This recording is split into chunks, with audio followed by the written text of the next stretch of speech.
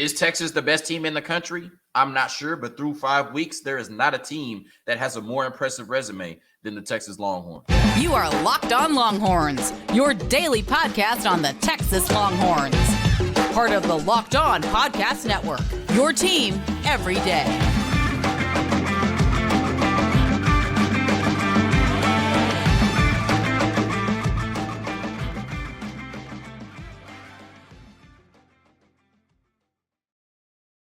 Locked On Longhorns, the show. Jonathan Davis, your host. Today's episode of Locked On Longhorns is brought to you by Gametime. Download the Gametime app, create an account, and use code LOCKEDONCollege for $20 off your first purchase. On today's episode of Locked On Longhorns, we're discussing, is Texas the best team in the country through 5 weeks thus far? In the second segment, through 5 games for the Longhorns, the top 5 Longhorns on this football team. And then in the last segment, my Heisman ballot, my top 5, just a lot of 5s, right?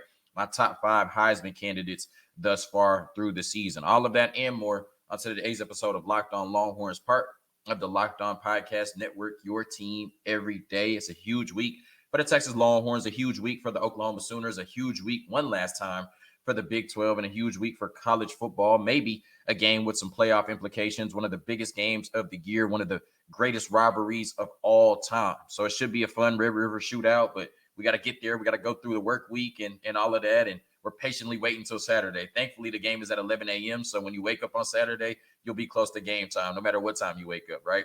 Yesterday on the show, I said Texas is the best team in the country, right? Obviously, I'm a little bit biased. Obviously, I host the Texas podcast, and I'm a Texas fan. But after that performance against Kansas, I really started to feel like, okay, Texas stacks up with any team in the country and may stack up better than anyone, right? And so it's one thing to say it, on the show. It's another thing to come back and discuss it. And so that's what I did. I, took the liberty of comparing them to teams like Georgia and USC and Michigan, Ohio State and Florida State. And how does Texas stack up against some of the other best teams in the country thus far? Because to my eye, they look like the most complete team in the country up until this point. So when we look at Georgia, they've obviously been the class of college football the last 2 years, 2 straight national championships, only losing 1 game in that span, the SEC championship in 2021 to an NFL quarterback in Bryce Young and to a team in Alabama that usually carries an 88 to 90+% blue chip rate, right? So it's never any shame in losing to Alabama, and then they came back and beat them in the national championship. They've been the class of college football, and even though they haven't been the same dominant Georgia team this year, I think you still give them the benefit of the doubt until somebody knocks them off. They are the class of college football. But when I look at it in 2021, they got to face off against a Bryce Young Alabama team in the championship without his top 2 receivers in John Mechie and Jamison Williams, at least for the whole game.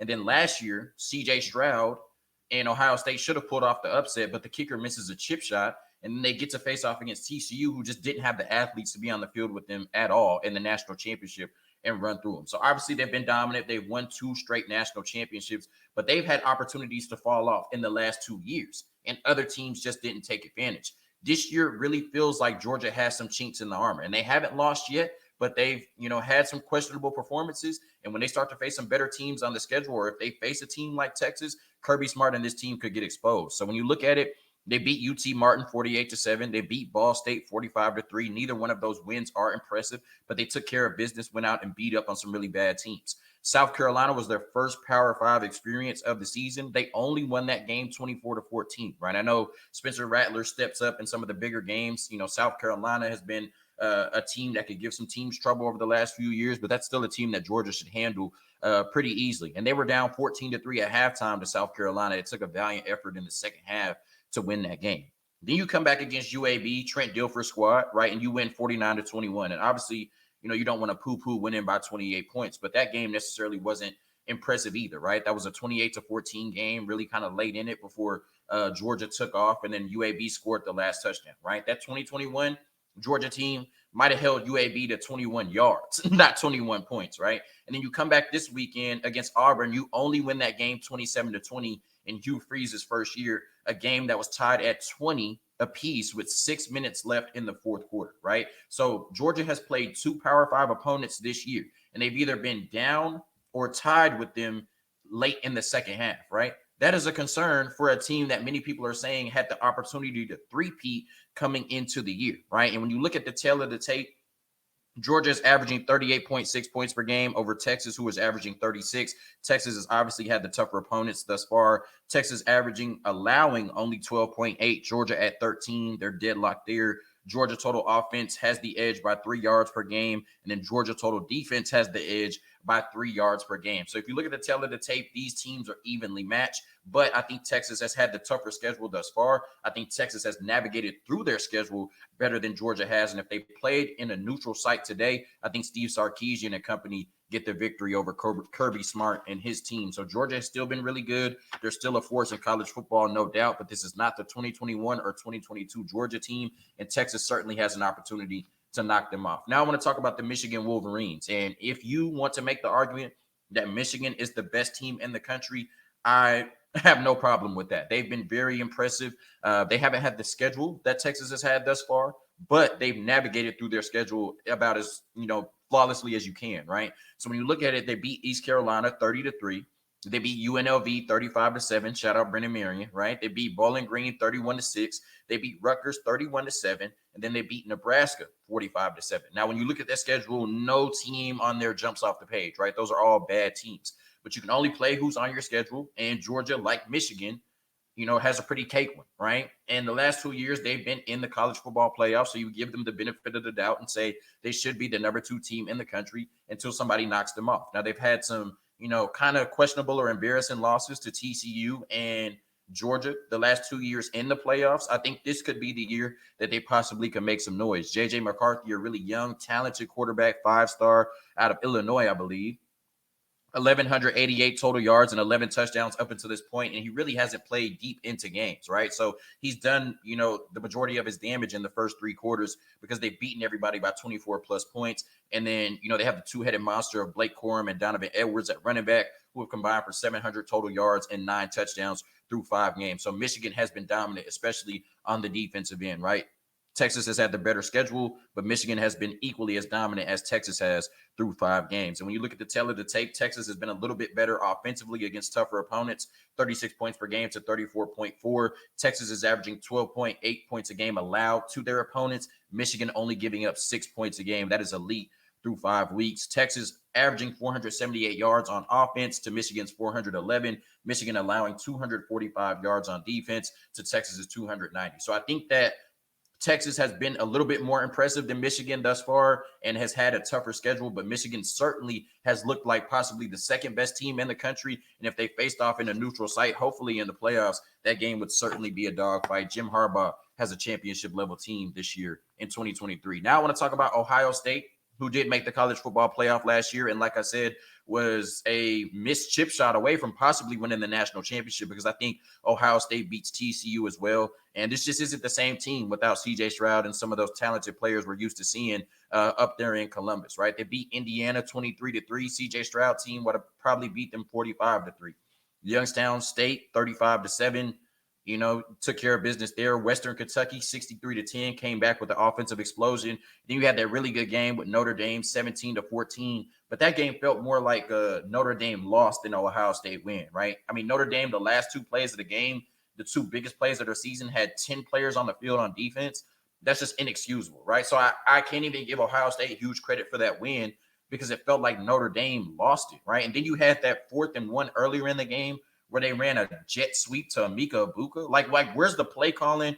It just didn't make any sense. But they got out of there with the win. That's the most important thing. Obviously, Kyle McCord is not CJ Stroud. He's been decent, 1,055 yards and 6 touchdowns. I think they've taken a step back at the quarterback position, as well as some other important positions on that football team.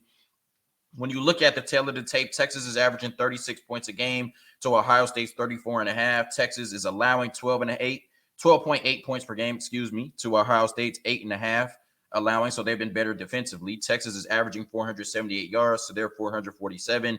And then Texas is allowing 290 yards to their 255.5. So the Ohio State defense statistically has been better than Texas's defense this year, but Texas has been better offensively. I think Texas has been better all around against better opponents. And of course, Texas has played 5 teams. Ohio State has only played 4. So you have to give them the edge there as well. So when I look at Georgia, Ohio State, and Michigan, the three teams that are ranked closest to Texas, I would say Texas thus far has been more impressive than all three of those teams, right? And then if you want to talk about Florida State, who's had to play Clemson and LSU thus far, I think those are two tough teams on the schedule, right? They did beat up on LSU, really took off on them in the second half. They struggled with Clemson a little bit before winning that game, and they also almost lost to Boston College. So Texas has been more impressive than Florida State thus far. And then when you look at USC, they've had two really close games the last 2 weeks against teams that shouldn't have played them that close, right? You only beat Arizona State by 14 points. You only beat Colorado by 7 points. This USC defense is bad, right? And I think if Texas played them, Steve Sarkisian and Quinn Ewers would have a field day. So up until this point, I have to say Texas looks like the best team in the country, right? Whether it's Ohio State, Florida State, USC, Michigan, or Georgia, Texas has a argument that they've been better and have faced a tougher schedule than all of those teams I just mentioned. Now, of course, you have a big game against Oklahoma this week, and I think that may determine or solidify if Texas has been the best team up until this point. But I have no problem, no issue in saying this Steve Sarkisian-led Texas football team in 2023 looks like the most complete and best team in the country, and maybe even the most battle-tested team into the country up until this point in the college football season. A quick word from our sponsors, and then we're talking exclusively about the Texas Longhorns, our 5 best players through 5 weeks of the Texas football season. This episode of Locked On Longhorns is brought to you by Gametime. Gametime is the only ticketing app that gives you complete peace of mind with your purchase. See the view from the seat before you buy so you know exactly what to expect when you arrive. All-in prices show your total up front so you know you're getting a great deal without hidden fees. Buy tickets in seconds with 2 taps. Take the guesswork out of buying tickets with Gametime. Download the app, create an account, and use code LOCKEDONCollege for $20 off your first purchase. Terms apply. Again, create an account and redeem code LOCKEDONCollege, LOCKED on ON College, COLLEGE for $20 off. Download Gametime today. Last minute tickets, lowest price guaranteed. All right, I'm going through my 5 top Longhorns through 5 games for the Texas football season. This was hard to pick 5, right? You know, obviously with you being 5-0 and the number 3 team in the country, you have a lot of amazing players that have had an impact for this Texas football team thus far. But I think these 5 have somewhat separated themselves, and I'm here to make the argument for them, right? I think the number 1 player has been T'Vondre Sweat, right? I've talked about, you know, in the last segment how this team is only allowing 290 yards per game through 5 weeks, and this team is only allowing 12.8 points a game through 5 weeks. If you told a Texas fan any of these numbers previously, right, like since the Mac Brown era, they would think that that's crazy that Texas has a defense that's going out and putting elite performances on tape week in after week out. I know they've had some trouble maybe on the back end, giving up some deep passes, but you have to look at the production, right? They're only giving up 290 yards per game. They're only giving up 12.8 points per game, right? So those defensive miscues have not, you know, affected us too much through this point. I'm not going to sit here and stress about a bunch of what ifs, right? And the biggest reason for the defensive dominant performances we've seen is T'Vondre Sweat, right? Like I said, at this point on yesterday's show, I said this, he is the highest graded defensive tackle in the country through 5 weeks. He has a 91, almost 92 grade at the defensive tackle position. You're talking about somebody who is being graded by PFF a similar way as Micah Parsons and players like that in the NFL, right? 92. We know how PFF grades. That means he has been damn near flawless through 5 weeks. This defensive line has been the best unit on this football team. The defense, as explosive as the offense has been the last couple of weeks, the defense has definitely been better. T'Vondre Sweat is the biggest reason why that big man up front. He has been the best Longhorn football player to me through the first 5 weeks. The second one is Jonathan Brooks, and I'm screaming it that he needs to be in the Heisman conversation. We talk so much about how we knew we had a bunch of talent in this running back room, and we knew that this running back room could produce, especially if we saw more development and cohesion on that offensive line. But we also said that, you know, we're not going to have Bijan, right? We're losing Bijan. We got Jonathan Brooks. He's great, but he may not be Bijan Robinson or Roschon Johnson. And from a pure talent perspective, right, if you're just looking at him in shorts in a lab, then you probably would still take Bijan Robinson. But when you look at Jonathan Brooks' production through the first 5 games and really the last 3, right, it's been Bijan-like, right? He's been one of the best players in college football, regardless of position. And when you look at the overall production, 684 scrimmage yards and 6 touchdowns in 5 games, almost 500 rushing yards alone in his last 3 games. He has been absolutely exceptional for this Texas football team and has really given a team that thought they were going to be an 11 personnel, spread it out, let Quinn Ewers go out and win the Heisman every week team a bunch of balance. Right now, you have to really allocate resources to that box to stopping Jonathan Brooks. And then, of course, Quinn Ewers can just dice you up outside of that off of RPOs, play actions, and deep passes. So Jonathan Brooks has been one of the best players in the country, and I think he's been a little bit better and more consistent than Quinn Ewers thus far. That's why I have him at the number 2 spot, and he certainly should be in the Doak Walker conversation and the Heisman conversation through 5 weeks with how impressive Texas has been. Now you look at Quinn Ewers, I got him at number 3, right? And Quinn Ewers came into this season with a ton of pressure on him. And pressure is a privilege, right? He had a ton of expectations since high school. You know, when you come out of high school, ranked as the highest rated player since Vince Young, and they're talking about you leaving high school a year early to go get $1 million at Ohio State, that comes with pressure. That comes with expectations, right? And I would say that maybe in his first year, outside of a few moments against Washington, Oklahoma, and Alabama, we really didn't see too much of that from Quinn Ewers, right? He did not look like the same player that he did at South Lake Carroll. This year, outside of one dud game against Wyoming, he's been really special, right? Especially the 2 last games that he's played, right? Like I said, I think for the first time, he's put 2 elite performances at the University of Texas on tape back-to-back. I love the freedom that he's playing with. I love the joy that he's playing with. I love that when nothing is there, he's taking off and running. And it sounds crazy, but he may have been the best dual threat quarterback. He may be the best dual threat quarterback in the country right now, right? Not just looking at, you know, how he's playing, right? Or if you just look at the stats, right? If you're not thinking, oh, it's Quinn Ewers, like I said, he could be the best dual threat quarterback in the country right now statistically. 1,400 total yards, 15 total touchdowns, and only 1 turnover. And then, you know, he just absolutely went God mode against Alabama. And then he's been great against Baylor and Kansas in back-to-back weeks. So Quinn Ewers came into the season with a lot of pressure. He's handled that pressure gracefully.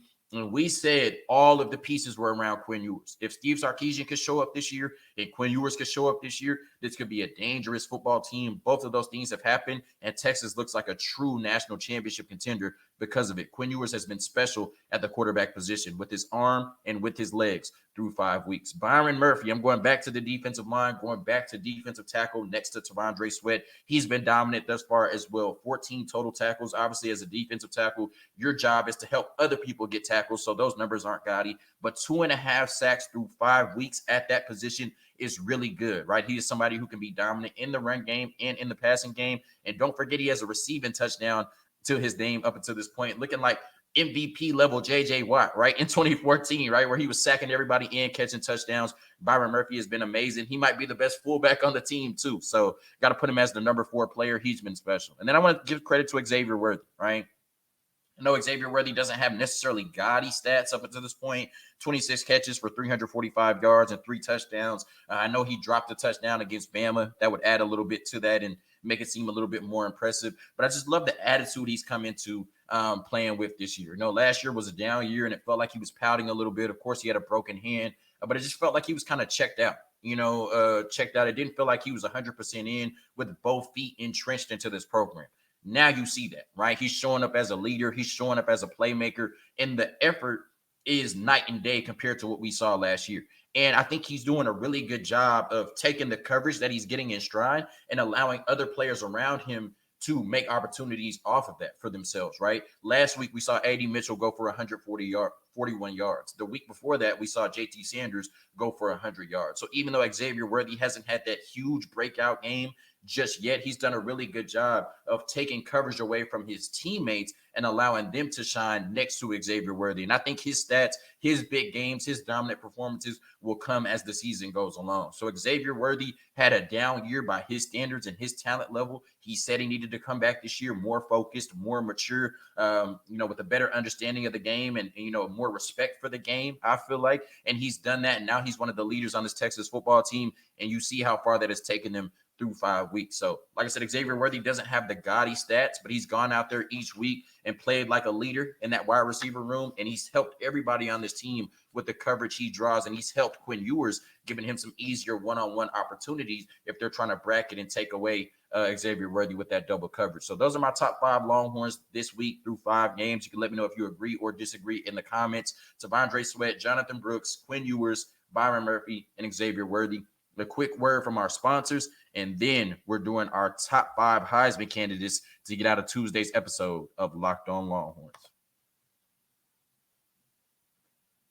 This episode of Locked On Longhorns is also brought to you by Bird Dogs. You know Bird Dogs make you look good. The stretch khaki shorts are designed to fit slimmer through the thigh and leg, giving you a truly sculpted look. Bird Dog shorts do the exact same thing as Lululemon, but they fit way better. And they fit way better than regular shorts that are made of a stiff, restricting cotton. Bird Dogs fix this issue by inventing cloud knit fabric that looks just like khaki but stretches, so you get a way slimmer fit without having to sacrifice any movement. And Bird Dogs use anti-stink sweat wicking fabric that keeps you cool and dry all day long. Go to birddogs.com/lockedoncollege or enter promo code lockedoncollege at checkout for a free Bird Dogs water bottle with your order. That's birddogs.com/lockedoncollege for a free water bottle at checkout. You won't want to take your Bird Dogs off. We promise you. All right, we're getting out of here talking about my top 5 Heisman candidates, similar to the way that, I said Texas has been more oppressive than Michigan and Georgia, but I would give them the benefit of the doubt based on their success the last couple of years until somebody knocks them off, until USC loses a game or Caleb Williams just has a stinker, right? That is uncharacteristic of what he's shown the last 2 years, really since he stepped on the field in college football, right? We remember his first game against Texas, unfortunately, speaking of Red River, right? He is the Heisman favorite, right? And I know that they played Arizona State closer than they should have, but he doesn't play defense. He went out there and put up 42 points. And I know that they played Colorado closer than they should have, but he didn't play defense. He went out there and threw 6 touchdowns. It put up 48 points, right? Caleb Williams has been the best quarterback in college football this season, right? And maybe when they lose a game, Quinn Ewers or somebody else can step up into that number 1 spot. But until the king gets knocked off the throne, he is still the king, and Caleb Williams has been exceptional through 5 games thus far. He is still the Heisman favorite, in my opinion, and could be the first player to go back-to-back since, I think, I'm not even going to mess up. I can't remember his name, but only one player has done it. Caleb Williams might be the second, right? I'm not going to embarrass myself on the podcast. Maybe I just did. Quinn Ewers, number 2. He did have that stinker against Wyoming, but he was great against Alabama. He was great against Baylor, and he was great against Kansas. And I think that's enough to put him at number 2 in the Heisman rankings right now, especially how the Texas team has played as a whole. We know that these players get credit for team success. We saw Max Duggan last year, and not only has Quinn Ewers been one of the best quarterbacks in the country this year, but his team has been one of the best teams in college football this year, and that is enough to put him up at number 2 in the Heisman rankings. And we always give some type of credence or credit or, deference to, dual threat mobile quarterbacks, especially in college football. If you can score with your arm and your legs, that typically gives you, some type of cachet with the voters, right? Like I said, you can make the argument that Quinn Ewers has been the best dual threat quarterback in college football this season, right?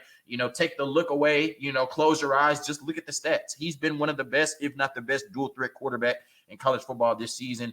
15 total touchdowns, only 1 interception. That should go a long way with the voters. So I think as long as, Texas and USC stays undefeated, Caleb Williams will be at that top spot. But if USC loses and Texas doesn't, then I think Quinn Ewers takes over as the number 1 Heisman candidate or the front runner going into the latter part of the season. J.J. McCarthy at number 3. I don't think he's been the 3rd best quarterback or the 3rd best player in college football. This is more so a Max Duggan type ranking, right? Where Michigan has been absolutely dominant. They're the number 2 team in the country, and he's the face of that team, right? So you have to give him some type of Heisman buzz, right? I don't think he's necessarily playing like one of the best players in the country, but when you look at his stats, like I said, a lot of games he's only playing into the 3rd quarter, so they could be more gaudy than they are. But he's done a really good job of developing and being one of the reasons that this team wins instead of them winning in spite of him. So I think he's been really solid. I think he's going to carry Michigan to a really good season this year. And if he keeps up what he's doing right now and Michigan keeps winning, he certainly will be in that top 3 to 5 for the Heisman rankings this year. Michael Penix Jr. led the FBS in passing last year. He's on pace to do it again this year. He's already at almost 2,000 yards passing. We've only played like 5 games. I think he has 19 touchdowns and 2 interceptions. And this is a Washington team that was really good last year. We lost to them in a really good game in the Alamo Bowl, and they're undefeated up until this point. Now they have to go through a straight gauntlet in the Pac-12. I don't think they end up undefeated. I don't think they end up with 1 loss, and 2 losses would probably be too much for Michael Penix Jr. to win the Heisman, but certainly he has the stats thus far to back up being number 4 on my list. Like I said, almost 2,000 passing yards and 19 touchdowns through 5 games. He's going sicko mode for sure. And then number 5, I always like to put a non-quarterback in here, and I've been beating the table for the last 2 days to put him in the Heisman conversation. I'm doing that right now. Number 5, Jonathan Brooks. Like I said, almost 700 total yards through 5 games and 6 touchdowns, almost 500 rushing yards the last 2 games. When you look at his stats, it's almost crazy that he only had 57 rushing yards in the first game, and then I think 54 in the second game. And then he's just completely taken off, right? The last 2 games were 160 last week and then 210 against Kansas, right? He is going crazy right now. And like I said, he has made this Texas football team one of the scariest in the country because we thought we might take a step back running the ball. And he's made this rushing attack almost better than it was last year up until this point to go in tandem, with a better Quinn Ewers, a better Steve Sarkisian, and better talent around them on the offensive side of the ball. So, Quinn Ewers has been special. That's why I have him at number 2. But Jonathan Brooks is really the biggest reason why Texas looks unstoppable at this point and looks like the most complete team in the country. He is my number 5 Heisman candidate. To recap the list: Caleb Williams, Quinn Ewers, J.J. McCarthy, Michael Penix Jr., and Jonathan Brooks. We'll see if this list is updated any going into next week on next Tuesday. Thank you for tuning in to another episode on Locked On Longhorns, part of the Locked On Podcast Network, your team every day. Our Red River Shootout coverage starts tomorrow on the podcast. Hook 'em and peace.